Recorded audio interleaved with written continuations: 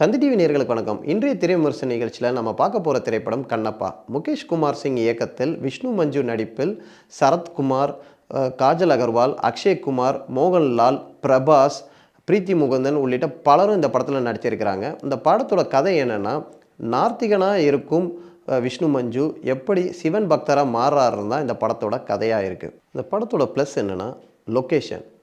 நியூசிலாண்டில் உள்ள இடங்களை அந்தளவுக்கு அழகாகவே காமிச்சிருக்கிறாங்க. அதுக்கப்புறம் செட் ஒர்க்காக இருக்கட்டும் சரி, கிராஃபிக்ஸாக இருக்கட்டும் சரி, எல்லாமே பெர்ஃபெக்டாக இருக்கணுன்றது ஒரு மெனக்கெடல் தெரிஞ்சிருக்கு. ஏன்னா ஒரு நூற்றாண்டு காலத்தில் நடக்கிற மாதிரி ஒரு சம்பவம் இருக்கும்போது அதுக்கான ஆர்ட் ஒர்க்கு ரொம்ப கடினமாக இருக்கும். அதை கச்சிதமாக அமைச்சிருக்காங்கன்னே சொல்லலாம். நிறைய ஆர்டிஸ்ட்டு நியூசிலாண்டில் வச்சு எடுக்கிறதும் ஒரு சவாலான விஷயம். அதையுமே பர்ஃபெக்டாக தெரிஞ்சிருக்குது. மேலும் பாடல்கள் அமைஞ்ச விதமாக இருக்கட்டும் சரி, நடன அமைப்புகளுமே படத்துக்கு இன்னும் ஒரு உயிரோட்டமாகவே இருக்குது. சரி, படத்தோட மைனஸ் நீளம் தான். கிட்டத்தட்ட 3 மணி நேரத்துக்கு மேலே இந்த படம் இருக்குது. ஃபஸ்ட் ஹாஃபு கொஞ்சம் லேகாகவே போகுது. கதையை டேக் ஆஃப் ஆகிறதுக்கு ரொம்ப டைம் எடுக்குது. செகண்ட் ஹாஃபில் இருந்தால் கதை டேக் ஆஃப் ஆகுது.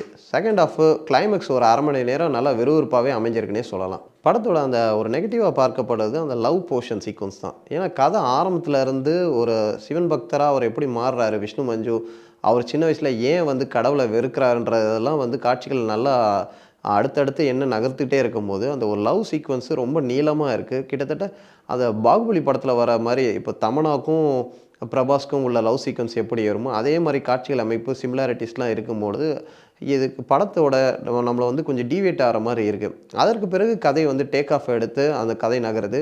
அவர் சிவன் பக்தராக மாறுறாரு, அதுக்கு அப்படி எப்படி மெனக்கெடுறாரு, வேரியேஷன் எந்த அளவுக்கு விஷ்ணு மஞ்சு காட்டுறாருன்றதெல்லாம் பர்ஃபெக்டாகவே அமைஞ்சிருக்கு. ஓவராலாக இந்த படத்தை எந்த வகையிலுமே தவறாக சித்தரிச்சிடக்கூடாதுன்றதில் டைரக்ஷன் டீம் அந்தளவுக்கு மெனக்கெட்டிருக்காங்க. ரிசர்ச் ஒர்க் என்ன பிரமாதமாக பண்ணியிருக்கிறாங்க. ஒரு நல்ல ரிசர்ச் ஒர்க் இருந்தால் தான் கதையை ப்ராப்பராக எக்ஸிக்யூட் பண்ண முடியும். தப்பாக எக்ஸிக்யூட் ஆகிடுச்சுன்னா விமர்சனங்கள் பெரிதளவில் இருக்குன்றதை யோசித்து இயக்குனர் கரெக்டாக கச்சிதமாக பண்ணியிருக்காரு.